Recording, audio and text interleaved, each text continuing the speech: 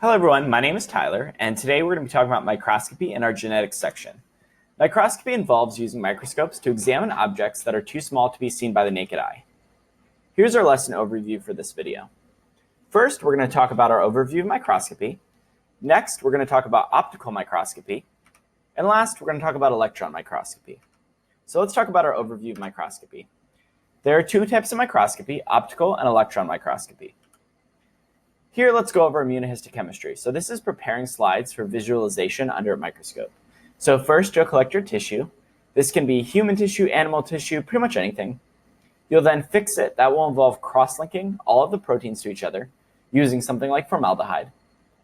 You'll then embed that piece of tissue in something that allows the tissue to be stabilized so you can cut it.